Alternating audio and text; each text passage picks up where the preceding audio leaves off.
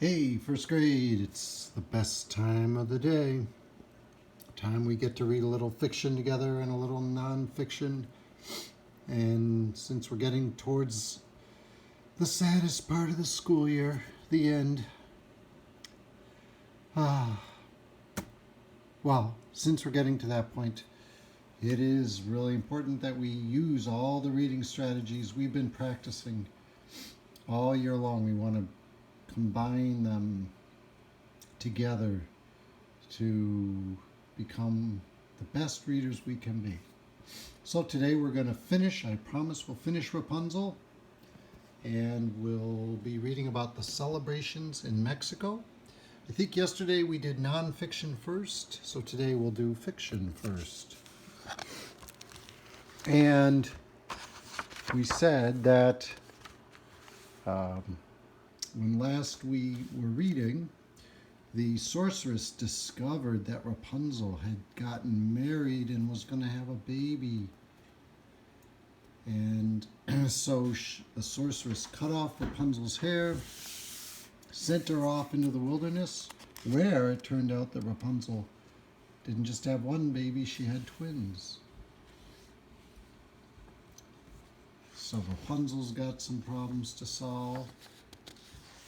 The prince doesn't know it yet, but he's going to have some problems. So let's find out what happens next. So once the sorceress had cast Rapunzel out of the tower, she gathered the cut off hair, the hair she had cut off from Rapunzel, and fastened it to the window hook. That evening, when the prince called up, "Rapunzel, Rapunzel, let down your hair," the sorceress let the hair cascade down. The poor prince pulled himself up the window, only to be confronted by the sorceress, her eyes wild with fury. "So, you have come to fetch your dearest darling," she cried. "Well, you shall not see her again. Rapunzel is lost to you forever."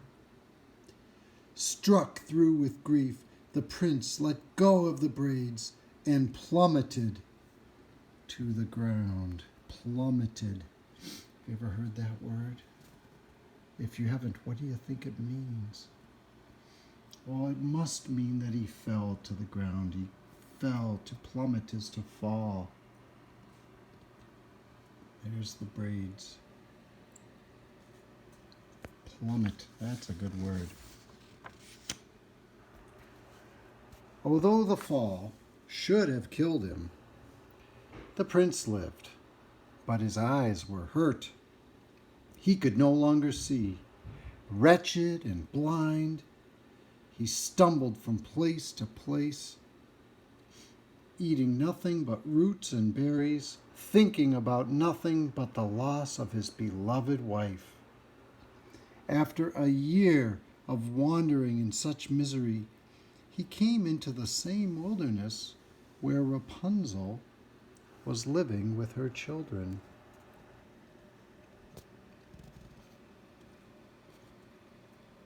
Then, one day, he heard a voice so dear to him that he rushed towards it.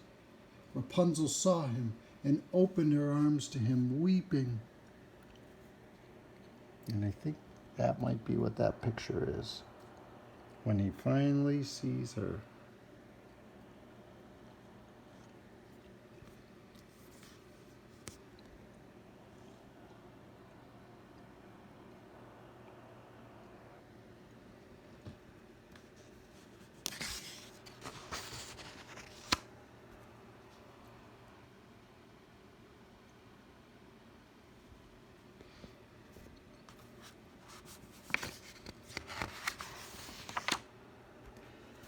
As Rapunzel embraced the prince, 2 of her tears fell into his eyes.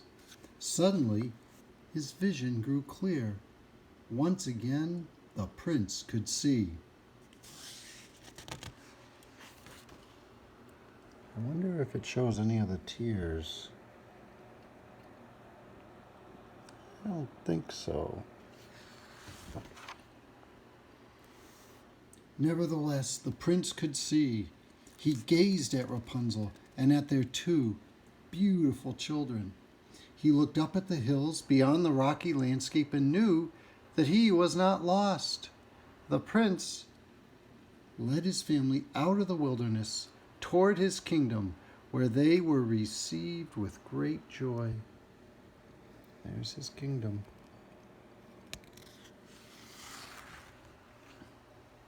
There they lived a long life, happy and content, and they all lived happily ever after. So, Rapunzel's problem and the prince's problem got solved in the same way when he survived and eventually heard her singing and followed her voice till he was reunited with her, and then her tears of joy restored his eyesight. So, when we think about fairy tales, if we compare this story to Rumpelstiltskin, we say fairy tales tend to have some sort of king or queen. Both Rapunzel and Rumpelstiltskin do have royalty. They have a prince. Rapunzel has a prince. They tend to have some sort of magic. And in Rumpelstiltskin, the little man, Rumpelstiltskin, could spin the straw into gold. In Rapunzel, I think, there was less magic. However, the fact that Rapunzel's tears fixed his eyesight, that seems magical. And in fairy tales, the hero or heroines, they all do tend to live happily ever after. Very often the stories do have something to do about the children of the hero or the heroine. So, tomorrow we will continue reading fairy tales. We're going to read Cinderella.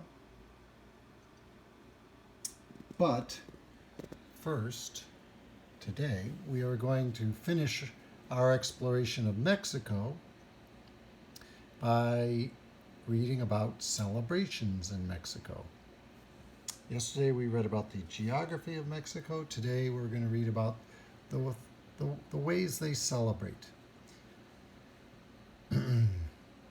Every year on September 16th, the President of Mexico stands on the balcony of the National Palace in Mexico City. He shouts, "Viva Mexico! Viva la Independencia!" In English, this means "Long live Mexico! Long live independence!"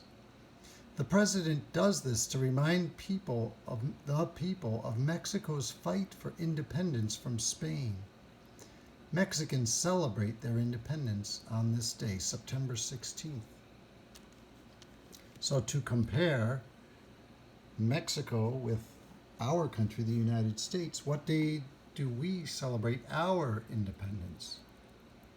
Do you know?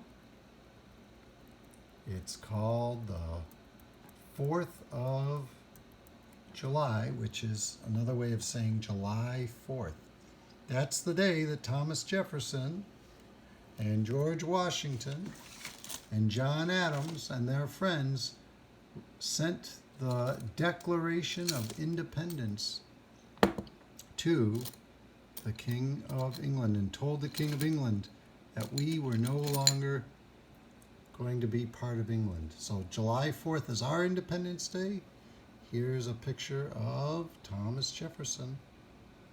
We had that in our daily meeting. He's on the nickel. He's the one who wrote the Declaration of Independence. But in Mexico, their Independence Day is September 16th, a few weeks after we start school. And there's the presidential palace in Mexico City where the president says, "Long live Mexico, long live liberty or independence." The war for independence, for Mexico's independence from Spain, lasted 11 years. Finally, in 1821, Mexico won independence from Spain. Now, Independence Day is celebrated with red, white, and green fireworks, as well as parades and the ringing of church bells.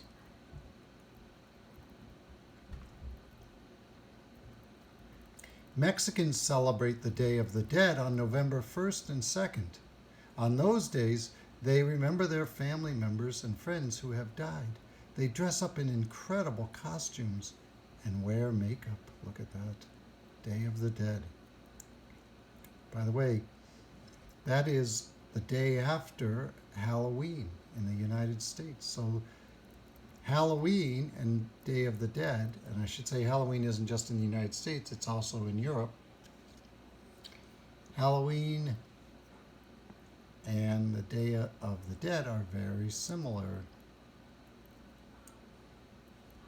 On the morning of November 1st, which is the day after Halloween, families visit the graves of their loved ones. They bring food and candles. They clean the graves and put flowers on them. At 6 p.m. in the evening, 6 o'clock in the evening, church bells begin to ring, and they continue to ring every 30 seconds all through the night.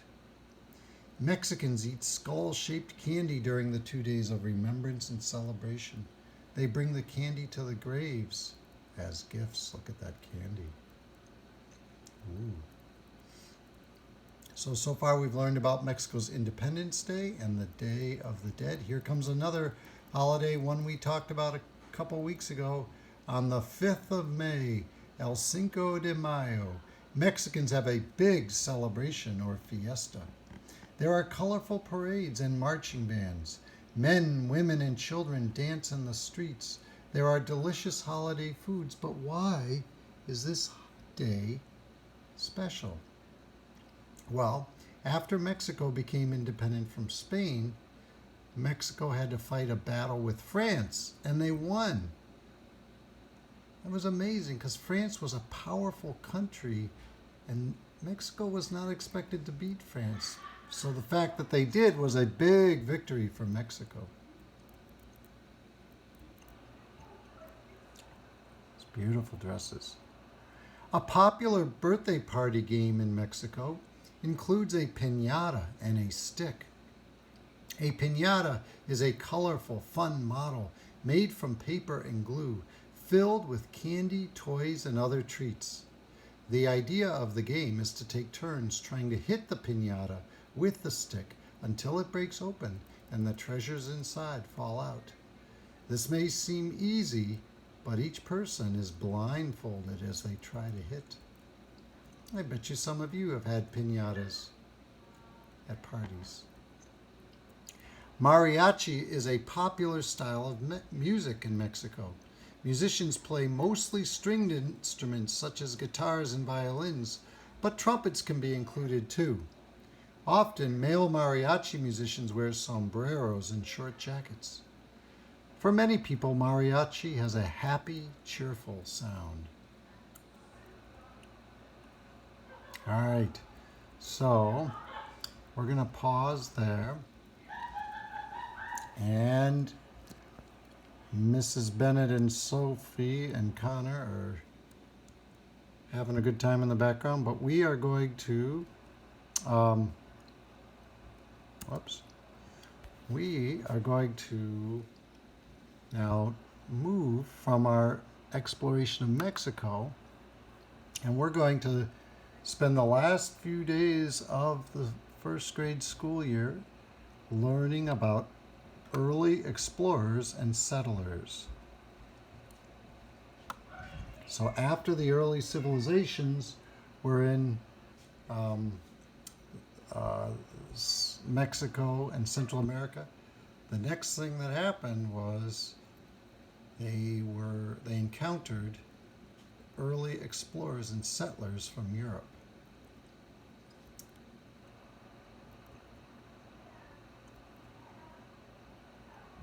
So, the first chapter is called The Conquistadors,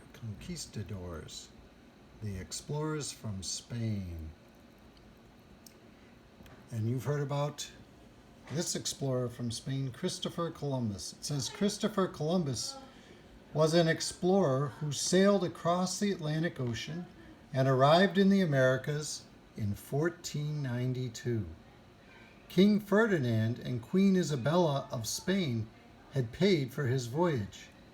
The fact that Christopher came upon land mostly unknown to Europeans made the king and queen happy. They hoped to find many riches in the Americas.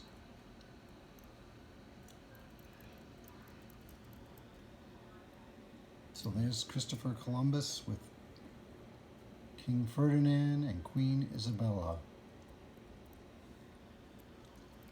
The Spanish and the Portuguese who followed soon discovered that some places in Central and South America, as well as in Mexico, were rich in gold and silver. People just had to dig it out of the ground. The Spanish and the Portuguese sent conquerors to take control of the land and the people. Spanish conquerors were called conquistadors.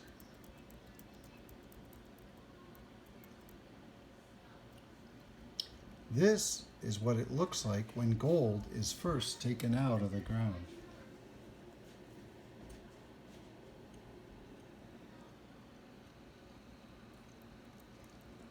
Hernan Cortes and Francisco Pizarro were Spanish conquistadors. They helped to make Spain rich. Hernan Cortes conquered the Aztec of Mexico and took their land. Remember we read about them? Francisco Pizarro conquered the Inca of Peru. The Spanish killed many people with their swords and guns. Some also died from diseases that the Spanish brought with them, while others were forced to dig for gold and silver.